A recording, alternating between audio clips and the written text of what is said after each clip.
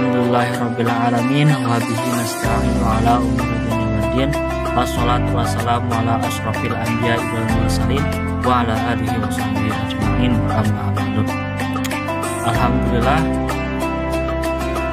puja-puji serta syukur kita panjatkan kepada Allah Subhanahu wa taala yang telah memberikan kesehatan kepada kita semua yang dapat masuk ke perkuliahan pada hari ini.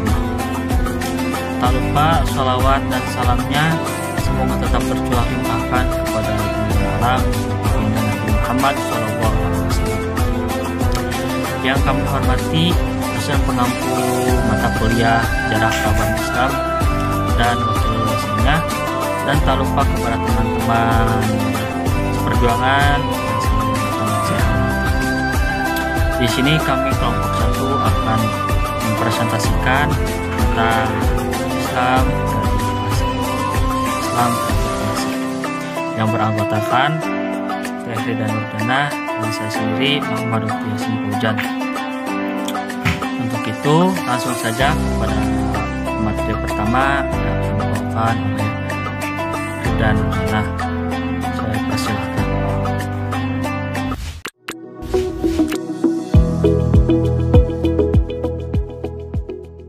Bismillahirrahmanirrahim. Assalamualaikum warahmatullahi wabarakatuh. Alhamdulillah, sebelumnya terima kasih kepada Kang Lutfi yang telah memberikan waktunya kepada saya untuk sedikit menjelaskan materi pertama dari pembahasan sejarah peradaban Islam pada saat ini. Baik, yang akan saya jelaskan yaitu mengenai kebudayaan dan peradaban dunia Arab pra-Islam. Peradaban dunia pra-Islam telah menyimpang jauh dari ketentuan ajaran Allah, yang mana pada masa pra-Islam terdapat 2 kekuatan peradaban dunia, yaitu peradaban Romawi Timur dan peradaban Persia, di mana 2 kerajaan ini, yaitu kerajaan Romawi Timur dan kerajaan Persia, menjadi tetangga Arab di mana tempat lahirnya Islam. Adapun peradaban Arab ketika itu bercorak kurangnya moral, bahkan sama sekali tidak mencerminkan budaya yang positif, sehingga peradaban Arab pada masa itu disebut sebagai peradaban jahiliyah. Dan dalam situasi dan kondisi seperti itulah baginda Nabi Muhammad SAW diutus oleh Allah Subhanahu wa taala untuk membawa agama Islam dengan menjunjung tinggi peradaban bermoral. Yang pertama yang akan dibahas yaitu mengenai peradaban Romawi Timur. Awal mula kerajaan Romawi Timur ini sebuah kerajaan hasil dari perpecahan kerajaan Romawi, yang mana bertepatan pada bulan 30 Masehi terjadi perpecahan di dalam kerajaan Romawi, sehingga terpecah menjadi 2 kerajaan, yaitu kerajaan Romawi Barat, Roma, dan kerajaan Romawi Timur.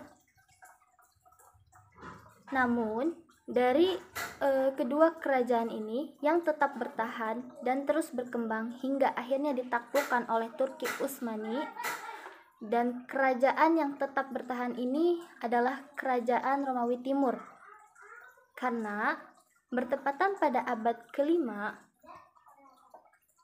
pada faktanya kerajaan Romawi Barat mengalami perpecahan dan keruntuhan.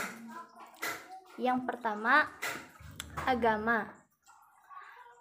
Adapun agama yang diyakini dan berkembang di dalam kerajaan Romawi Timur, pada umumnya mereka beragama Nasrani, yang pada waktu itu terbagi dalam beberapa aliran.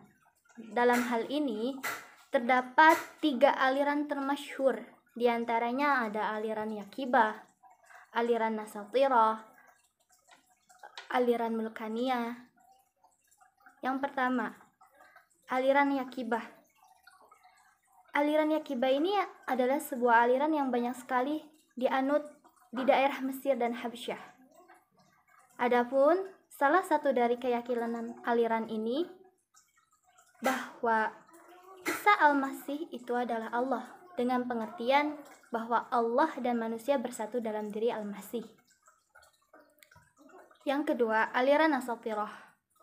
Aliran Asatirah ini adalah sebuah aliran yang banyak dianut di daerah Musil, Irak, dan Persia. Lalu ada aliran Mulkaniyah, sebuah aliran yang banyak dianut di daerah Afrika Utara, Sisilia, Syria, juga Spanyol. Adapun kedua aliran, yaitu aliran Asatirah dan Mulkaniyah ini berkeyakinan bahwa dalam diri Al-Masih terdapat dua tabiat. Yang pertama tabiat ketuhanan dan yang kedua adalah tabiat kemanusiaan. Yang kedua, filsafat. Dalam hal ini membahas mengenai kebudayaan Romawi, terutama dalam hal filsafat, kesenian, ilmu pengetahuan, dan kesastraan. Dan ini pun tidak terlepas dari pembahasan mengenai kebudayaan Yunani. Mengapa? Karena pada hakikatnya kebudayaan Romawi ini merupakan kelanjutan dari kebudayaan Yunani. Jurji Zaidan membagi kebudayaan Yunani pada 7 zaman. Yang pertama yaitu pada masa dongeng. Pada masa dongeng ini dikenal sebagai zaman Yunani Purba, di mana seluruh budayanya penuh dengan dongeng dan kufarat. Lalu yang kedua, pada masa pahlawan, yaitu pada tahun 900 sampai 700 sebelum Masehi. Pada masa ini, seluruh hasil kebudayaannya itu menggambarkan semangat kepahlawanan, di mana terciptalah kumpulan syair yang terkenal bernama Ilyas dan Odyssey ciptaan Homerus yang melukiskan kisah perang. Lalu yang ketiga itu masa lirik. Masa lirik ini pada tahun 700 sampai 500 sebelum Masehi. Pada masa ini yaitu dikenal dengan masa kolonisasi Yunani di daerah Timur Tengah dan Afrika Utara. Sehingga banyak terciptanya sajak-sajak lirik pada masa ini. Lalu yang keempat ada masa keemasan. Pada masa keemasan menghasilkan suatu peradaban sajak-sajak tamsil, filsafat, khitobah, dan juga sejarah. Yang kelima, masa Iskandari, yaitu pada tahun 323 hingga 146 sebelum Masehi, di mana pada masa ini pusat kebudayaan pindah dari Athena ke Iskandaria Alexandria, sehingga Iskandaria ini menjadi pusat dari segala kegiatan ilmu, filsafat, dan sebagainya. Lalu yang keenam, masa Yunani Romawi, yaitu pada tahun 142 sebelum Masehi hingga 550 Masehi. 142 sebelum Masehi hingga 550 Masehi. Di mana pada masa ini kerajaan Yunani telah jatuh ke dalam kekuasaan kerajaan Romawi. Nah, yang secara otomatis jatuhlah seluruh kebudayaan Yunani, di mana pada masa ini ketika kerajaan Yunani jatuh, maka jatuhlah kebudayaan mereka, sehingga pada saat kerajaan Yunani mundur, maka pada saat itulah orang-orang Kristen memperbarui dan mengubah serta daerah-daerahnya semua dimasukkan ke dalam wilayah Romawi Timur. Lalu yang terakhir itu masa Bizantium, yaitu pada tahun 550 sampai 1453 Masehi. Di mana pada masa ini merupakan masa kegemilangan pusat Romawi Timur, yaitu Konstantinopel. Nah, yang ketiga, bahasa dan kesenian. Adapun bahasa yang digunakan dan berkembang di dalam kerajaan Romawi Timur ini terdapat 3 bahasa yang berpengaruh pada saat itu. Di antaranya bahasa Latin, bahasa Grek, dan bahasa Suryani.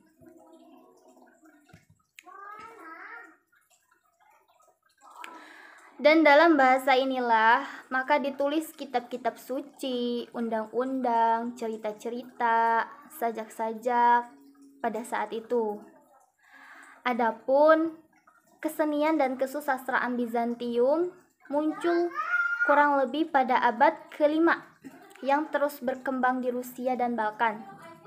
Sehingga pada masa Kaisar Yustianus I, kesenian Romawi sangat maju yang meluas sampai ke Italia Utara. Nah, di antaranya dengan banyaknya patung-patung, bangunan gereja yang berkubah, dan yang sangat terkenal pada saat itu yaitu Gereja Hagia Sophia. Juga banyak didirikan gereja-gereja yang berbentuk silang Yunani berkubah 5. Tidak hanya itu, bahkan banyak sekali kegiatan-kegiatan dalam bidang seni lukis, seni pahat, seni bahasa, seni suara, dan juga filsafat. Lanjut ke pembahasan kedua yaitu peradaban Persia. Peradaban Persia. Kebanyakan dari bangsa Persia pada umumnya hidup secara nomaden. Nomaden ini jadi mereka tidak tinggal menetap. Mereka berpindah-pindah tempat dari satu tempat ke tempat lain dengan tujuan untuk mencari sebuah rumput yang segar. Dan hal inilah yang menjadikan watak bangsa Persia keras dan individualis. Yang pertama, agama. Adapun agama yang diyakini dan berkembang di dalam kerajaan Persia pada saat itu yang masyarakatnya cenderung menyembah berbagai alam yang nyata, contohnya seperti langit biru, cahaya, api, udara, air, dan sebagainya, di mana seluruh makhluk tersebut dianggap sebagai Tuhan oleh mereka. Dan menurut keyakinan mereka, ada yang dinamakan alam yang merupakan Tuhan baik dengan Tuhan jahat. Sebagai perumpamaannya, api itu adalah cahaya yang menerangi bagi mereka. Dan api ini menjadi lambang dari Tuhan baik, dan karena keyakinan yang seperti inilah yang menyebabkan mereka menyembah api sebagai Tuhan yang selalu mereka nyalakan dalam rumah peribadahan mereka. Dan dalam masalah agama pun terdapat beberapa aliran yang berkembang pada saat itu dan dianut oleh masyarakat Persia. Yang pertama itu ada Zoroaster, ada Al-Manuwiyah, dan ada Al-Madzhab. Nah, yang pertama Zoroaster. Zoroaster ini agama yang muncul pada abad ke-7 yang lahir di suku Media, Azerbaijan. Dan salah satu pembahasan dari agama ini yaitu pembahasan tentang nafs, dan juga kitab suci dari agama ini bernama Avesta. Lalu yang kedua, Al-Manuwiyah. Agama Al-Manuwiyah ini salah satu aliran agama yang termasyhur di Persia, yang pada saat itu diciptakan oleh seorang pemimpin yang bernama Manu atau Mani pada tahun 215 Masehi. Agama ini berkembang di Asia dan Eropa. Adapun ajaran dari agama Al-Manuwiyah ini merupakan suatu ajaran campuran dari ajaran Zoroaster dan agama Nasrani. Lalu yang ketiga ada agama Madzhab. Nah, agama Madzhab ini lahir di Persia pada tahun 487 Masehi yang dibawa oleh seorang ahli filsafat dan yang membawanya ini pun juga sebagai pengikut dari agama Al-Manuwiyah yang dibawa oleh Mani. Adapun ajaran dari agama Madzhab ini menurut Ahmad Amin bahwa Madzhabisme adalah komunisme tertua di dunia. Mengapa? Karena di mana pengaruh keyakinan dalam hal agama terhadap kebudayaan besar sekali, Bahkan terkadang agama memberi corak khas bagi suatu kebudayaan. Yang kedua, bahasa. Adapun bahasa yang digunakan dan berkembang di mana pada masa pemerintahan dinasti Sasanid yang menjadi bahasa Persia resmi pada saat itu adalah bahasa Pahlawi, sehingga bahasa Pahlawi ini menjadi bahasa kitab suci mereka. Yang ketiga, kesenian. Dalam hal kesenian, terdapat hasil seni Persia yang paling kuno. Di antaranya ada keramik, patung-patung, berbagai perabot dari perunggu, seni lukis, dan arsitektur. Dalam hal ini terbagi menjadi 3 masa. Yang pertama pada masa dinasti Achaemenid, yang kedua pada masa dinasti Seleukos dan Arsacid, yang ketiga pada masa dinasti Sasanid. Nah, adapun yang pertama pada masa dinasti Achaemenid sampai kira-kira tahun 350 sebelum Masehi. Adanya pusara-pusara dalam bukit batu, gambar timbul di Persepolis, dan batu ubin berlapis glasir di Susa. Adapun pada masa dinasti Seleukos dan Arsacid yang kira-kira sampai tahun 250 sebelum Masehi, yaitu dengan adanya runtuhan Assyria, tugu peringatan Antiochus, istana-istana bergaya Iwan, dan yang terakhir yaitu pada masa dinasti Sasanid. Pada masa dinasti Sasanid ini sampai kira-kira tahun 650 Masehi, adanya istana bergaya Iwan yang di belakangnya ini didirikan belayarung berkubah, jembatan-jembatan dengan busur meruncing, gambar-gambar timbul pasa bukit berbatu, barang-barang perak yang anggun, serta tenunan dari sutra.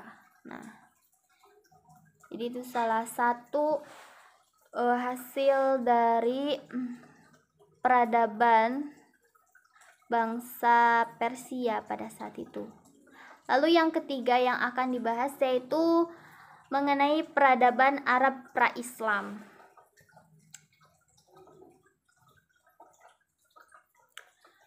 Keadaan bangsa Arab sebelum datang agama Islam, mereka pada hakikatnya telah mempunyai berbagai macam agama, adat istiadat, akhlak, dan peraturan-peraturan hidup. Sehingga ketika Islam datang, maka bertemulah agama Islam dengan agama-agama jahiliyah, peraturan-peraturan Islam dengan peraturan-peraturan bangsa Arab sebelum Islam.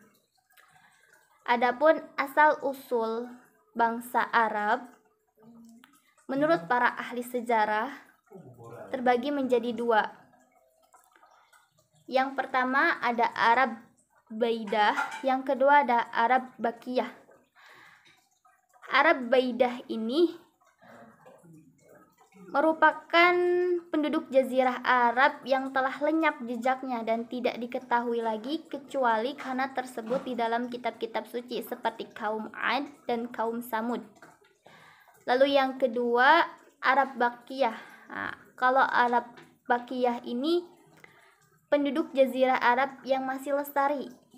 Adapun Arab Bakiyah ini terbagi lagi menjadi 2, yaitu ada Arab Aribah dan Arab Musta'arabah. Arab Aribah ini merupakan penduduk jazirah Arab di mana yang tanah air mereka itu adalah Yaman. Adapun di antara kabilah-kabilah yang terkenal yaitu ada Jurham, Ya'rab, dan dari Ya'rab inilah lahir suku Kahlan dan Himyar.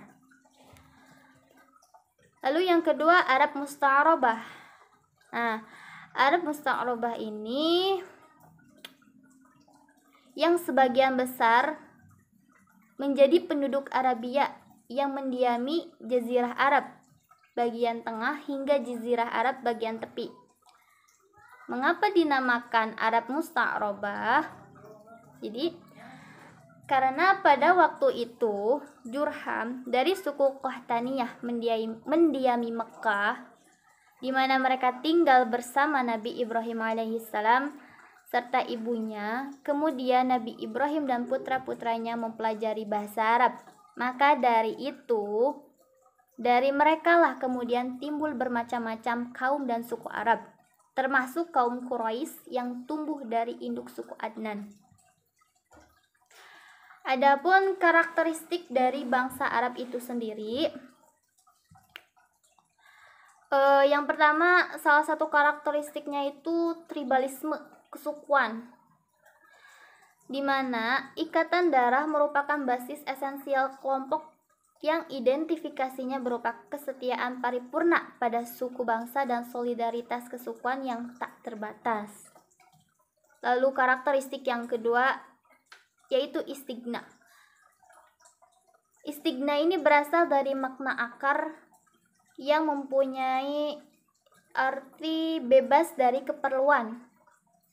Dan inilah yang menjadi gambaran bahwa masyarakat Arab pra-Islam ini memandang dirinya bebas mutlak berbuat sesuka hatinya. Yang ketiga, syaja'ah, keberanian. Namun, dalam hal ini keberanian yang kurang baik, karena dari keberaniannya yang berlebih ini menyebabkan sering terjadinya peperangan antar suku. Lalu yang keempat itu ada kedermawanan, khususnya bagi penduduk yang menempati wilayah gurun, yang mana bahan-bahan keperluan hidup pada saat itu sangat langka sekali untuk didapat, sehingga timbul rasa untuk saling tolong-menolong.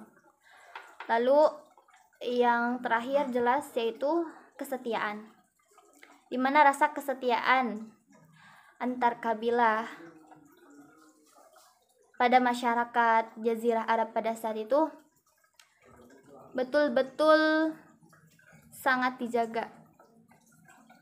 Hal ini didasarkan atas adanya dasar ikatan darah. Yang pertama, agama. Adapun agama yang berkembang di Arab pada masa pra-Islam adalah agama paganis, Yahudi dan Kristen. Agama pagan ini merupakan agama yang menjadi mayoritas pada saat itu, di mana ratusan berhala dengan berbagai bentuk ditempatkan di sekitar Ka'bah. Dan awal mulanya, nenek moyang bangsa Arab pada saat itu menganut ajaran yang dibawa oleh Nabi Ibrahim alaihissalam, yang dinamakan dengan agama Hanif. Agama Hanif ini artinya agama yang benar dan lurus. Namun, seiring berjalannya waktu dengan adanya pembauran dan pergaulan dengan bangsa lain, terpengaruhlah kepercayaan mereka, di mana ajaran tersebut mengalami perubahan, penambahan, bahkan pengurangan yang dilakukan oleh para pengikutnya yang dahulu yang tidak bertanggung jawab. Sehingga muncul berbagai ajaran-ajaran yang meragukan, yang pada akhirnya mereka jatuh menjadi penyembah berhala yang mereka buat sendiri dari batu, kayu, dan logam patung tersebut.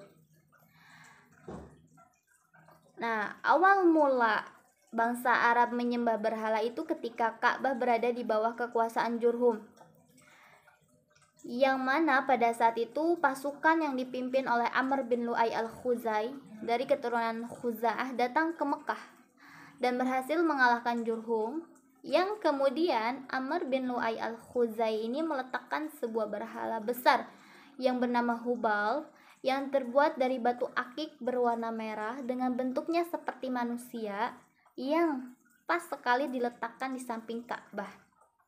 Tidak hanya itu, ia pun menyeru kepada penduduk Hijaz supaya menyembah berhala tersebut.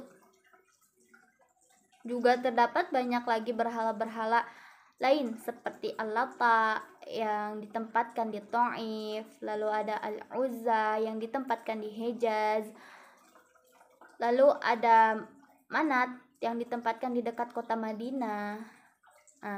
Adapun beberapa bentuk pemujaan yang dianut oleh bangsa Arab sebelum datangnya agama Islam, yang pertama itu mereka menyembah malaikat, yang kedua menyembah jin, ruh dan hantu, yang ketiga menyembah bintang-bintang, yang keempat menyembah berhala, yang kelima menyembah agama Yahudi dan Nasrani. Nah, tidak hanya itu saja, sebelum Islam datang, orang-orang Arab Quraisy ini banyak percaya kepada tahayul. Nah, dimana yang pertama itu di dalam setiap perut orang ada ular.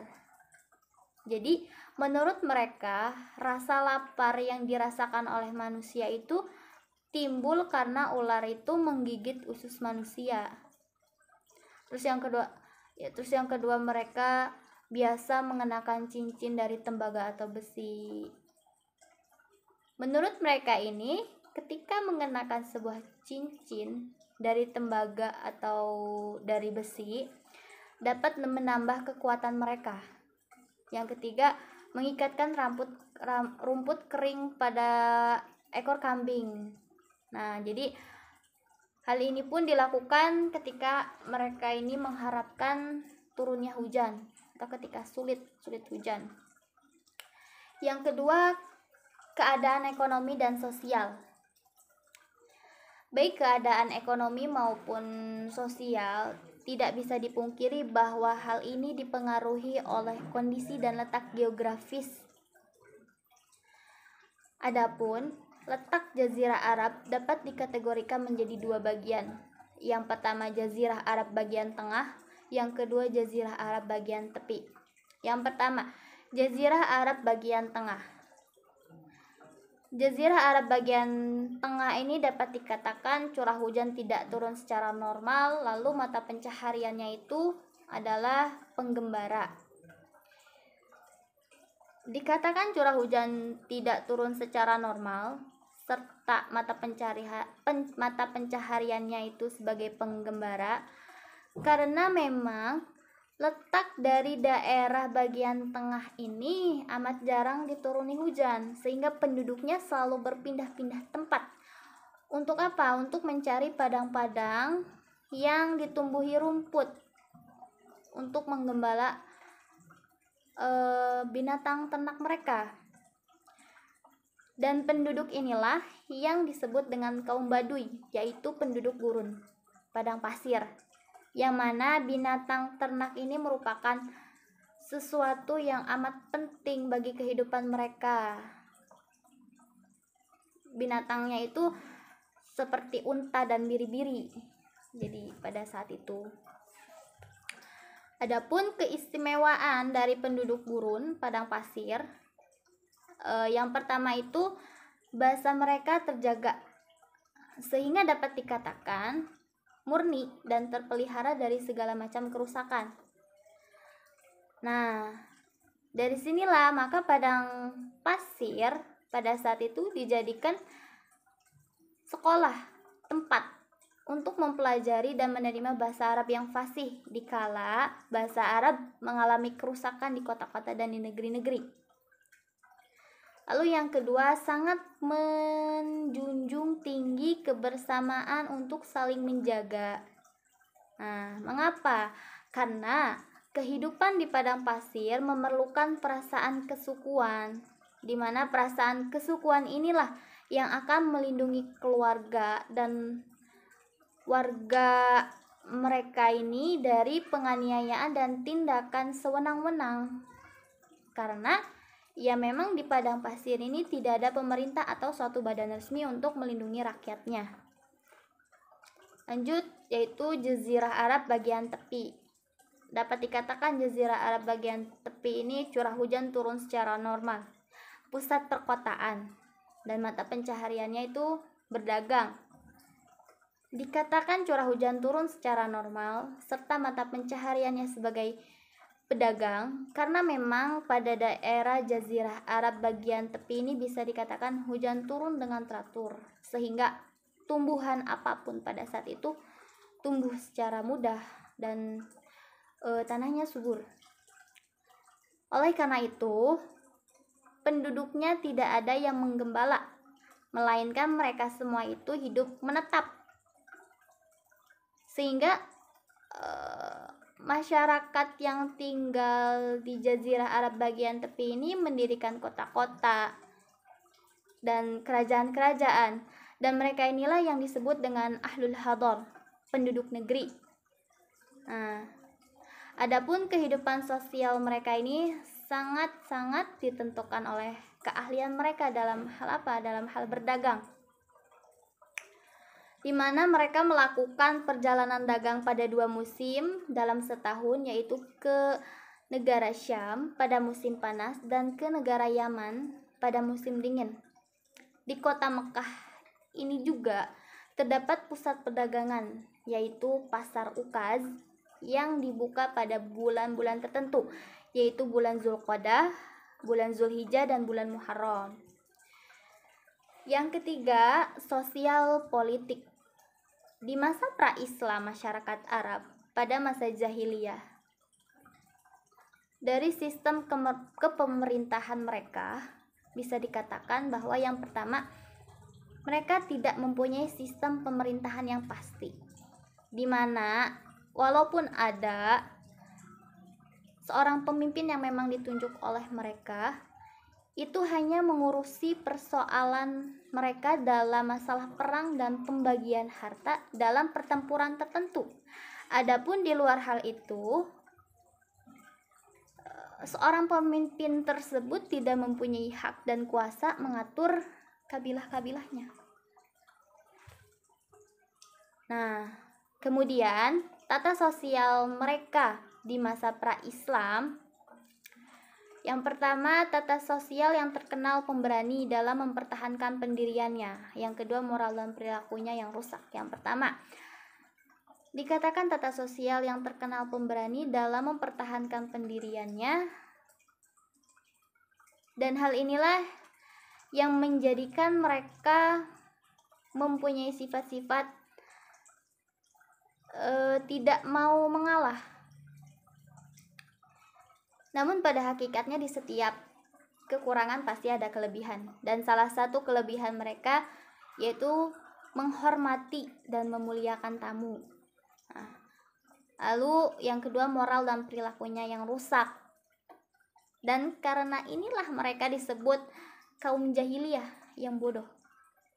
Mereka melakukan judi, meminum minuman keras, merampok, bahkan ada yang lebih buruk lagi, yaitu tradisi mengubur bayi perempuan secara hidup-hidup. Karena menurut pandangan mereka, anak perempuan itu tidak berguna dan hanya akan menyusahkan orang tua. Dan yang melakukan tradisi ini pada saat itu adalah suku Bani Taim dan suku Bani Asad. Yang keempat, bahasa dan seni bahasa. Bahasa dan seni bahasa orang-orang Arab pada masa pra-Islam pada saat itu sangatlah maju, dan bahasanya pun sangat indah. Adapun di antara bidang bahasa dan seni bahasa kebudayaan mereka yang sangat maju, yaitu yang pertama ada khitabah atau retorika. Yang kedua ada majlis al-adab dan sauq uqaz. Khitabah atau retorika ini sangat maju, dan inilah satu-satunya alat komunikasi yang sangat luas medannya. Selain sebagai penyair, ia pun sangat fasih berpidato dengan bahasa yang indah. Nah, majlis al-adab dan sauq uqaz. Apa itu majlis al-adab? Jadi majlis al-adab itu semacam pertemuan di mana sudah menjadi sebuah kebiasaan dengan menjadikan majlis, yaitu pada saat itu ada Darun Nadwah namanya, sebagai wadah untuk mendeklamasikan sajak, bertanding pidato, tukar menukar berita, Di samping itu juga mereka mengadakan aswak, pecan, atau mungkin seperti pameran pada waktu-waktu tertentu di beberapa tempat dalam negeri Arab. Sehingga setiap ada sauk, pasar, berkumpullah para saudagar dengan barang-barang dagangnya, penyair dengan sajak-sajaknya, dan ahli pidato dengan khutbah-khutbahnya. Yang kelima, keadaan intelektual. Walaupun bisa dibilang bahwa mereka disebut kaum jahiliyah, tapi pada kenyataannya sebutan jahiliyah tersebut bukan dalam artian bodoh terhadap suatu ilmu. Ada suatu pendapat dari salah seorang cendekiawan Mesir bahwa jahiliyah bukanlah arti jahil yang berarti tiada ilmu, namun jahil adalah pengertian safah, godob, dan anfah, sehingga lebih tepatnya jahiliyah yang dimaksud adalah jahiliyah bodoh dalam menerima kebenaran ajaran agama yang lurus dan benar. Nah, pendapat ini menurut Muhammad Amin yang merupakan salah satu cendekiawan Mesir. Adapun di antara ilmu pengetahuan yang mereka pelajari dan mereka kembangkan pada saat itu, ada yang pertama ada ilmu astronomi.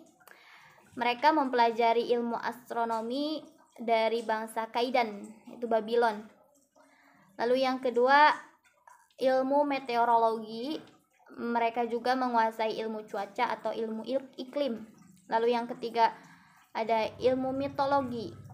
Ilmu mitologi ini mereka mencoba untuk mendalami sebuah ilmu untuk mengetahui beberapa kemungkinan terjadinya peristiwa seperti peristiwa perang, damai, dan sebagainya yang didasarkan pada bintang-bintang.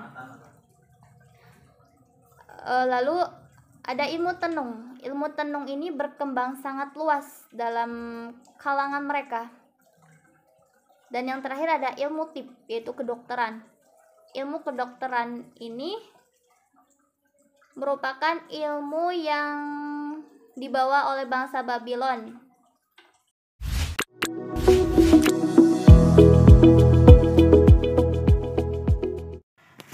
Baik, kita lanjutkan saja kepada materi selanjutnya yang akan dibawakan oleh saya sendiri, yang akan membahas tentang peradaban Islam masa Nabi Muhammad SAW, periode Mekah, Madinah, dan masa dakwah.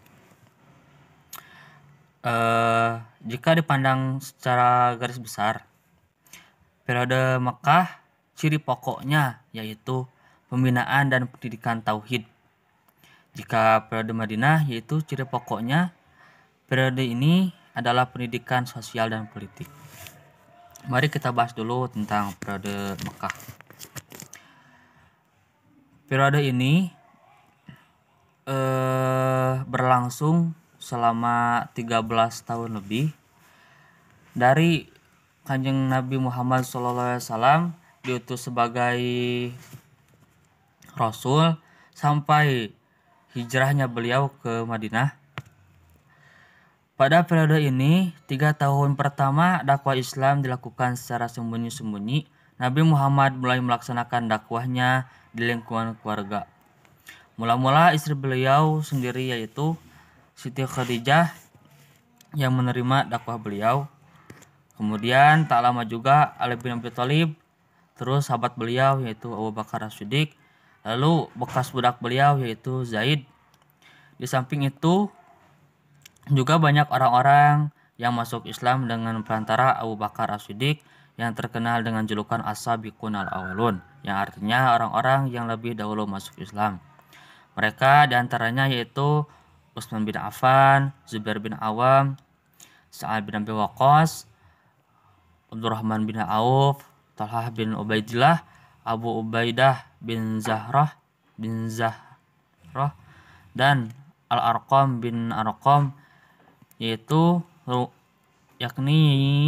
rumahnya yang dijadikan markas untuk berdakwah Kanjeng Nabi Muhammad. Kemudian setelah itu turunlah surat Al-Hijr ayat 94 yang berbunyi, Bismillahirrahmanirrahim. Fasda' bima tu'maru wa a'rid 'anil musyrikin. Ya, artinya maka sampaikanlah olehmu secara terang-terangan segala apa yang diperintahkan kepadamu dan berpalinglah dari orang-orang yang musyrik. Nah, oleh karena itu dalam penyebaran agama Islam Nabi Muhammad melakukan dengan 3 cara, yaitu yang pertama rahasia atau bisa disebut juga menyeru seorang perorangan. Pada tahapan ini Nabi menyampaikan hanya pada kalangan sekeluarganya sendiri dan teman dekatnya. Yang kedua, semi rahasia atau bisa disebut menyeru Bani Abu Muthalib. Beliau menyebarkan agama Islam dalam ruang lingkup yang lebih luas termasuk Bani Muthalib dan Bani Hashim. Yang ketiga yaitu terang-terangan yang bisa disebut juga dengan demonstratif. Nabi dalam berdakwah secara terang-terangan ke segenap lapisan masyarakat baik kaum bangsawan maupun hamba sahaya. Bisa disebut juga seruan umum.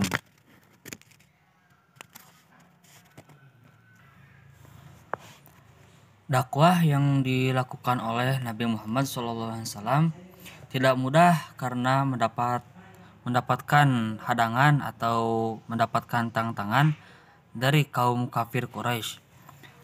Hal tersebut timbul karena beberapa faktor, yaitu diantaranya adalah di bidang politik kekuasaan, yang kedua sosial atau persamaan sosial, yang ketiga agama dan keyakinan, yang keempat budaya, dan yang kelima ekonomi. Yang selanjutnya yaitu periode Madinah.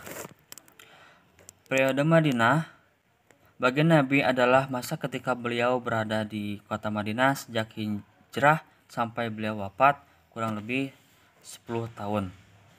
Hijrah Nabi Muhammad dari Mekkah ke Madinah bukanlah karena beliau merasa takut terhadap ancaman orang-orang kafir Quraisy, tetapi sebagai strategi pengembangan Islam.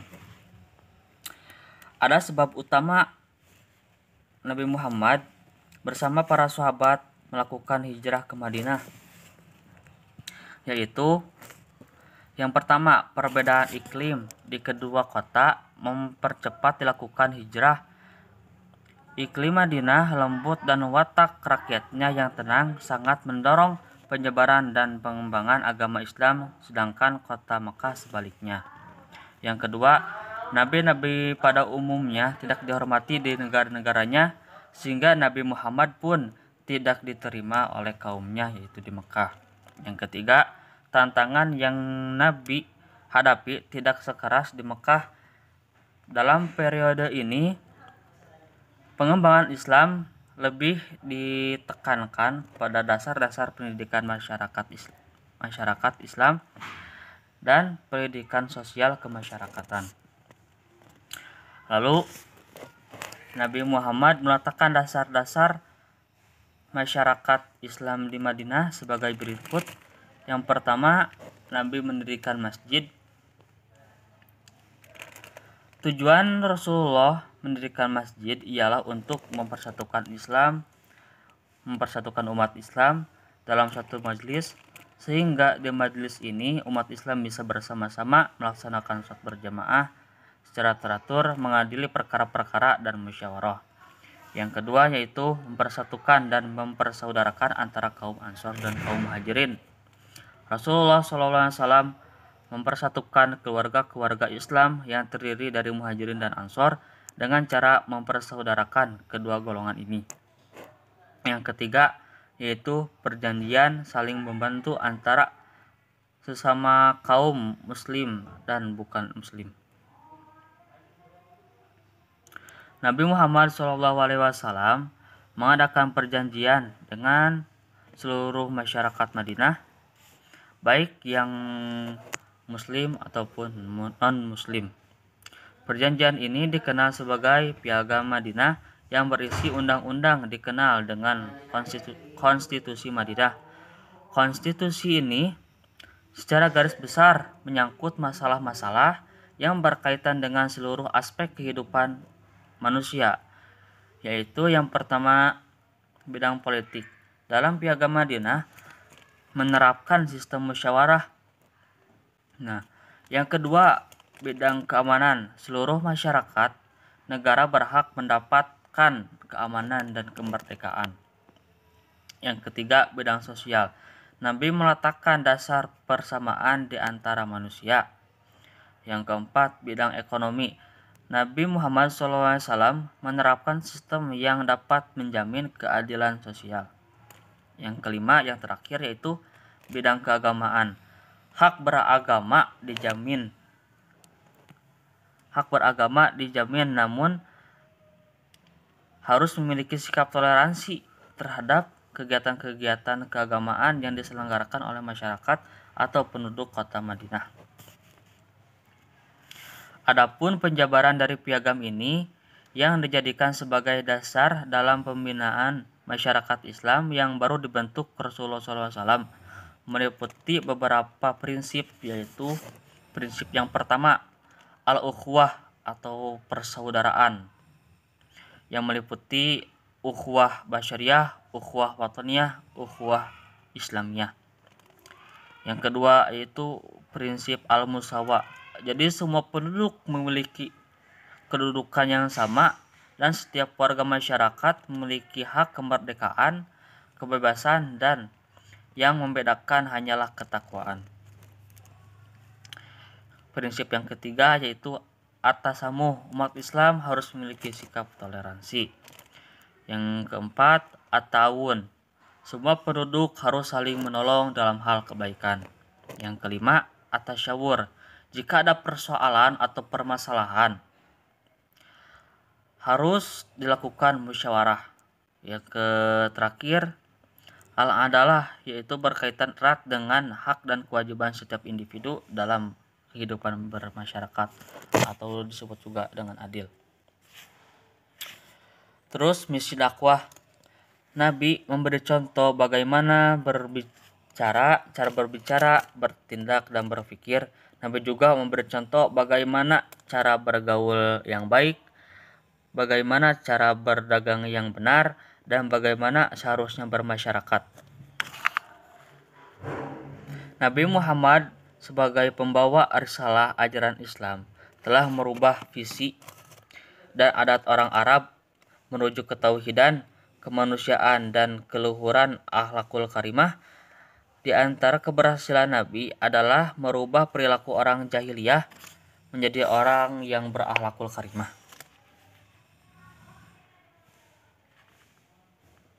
Di antaranya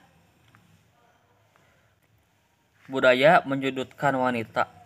Kemudian Nabi mengangkat derajat wanita dengan mengatakan bahwa laki-laki mempunyai kewajiban untuk melindungi.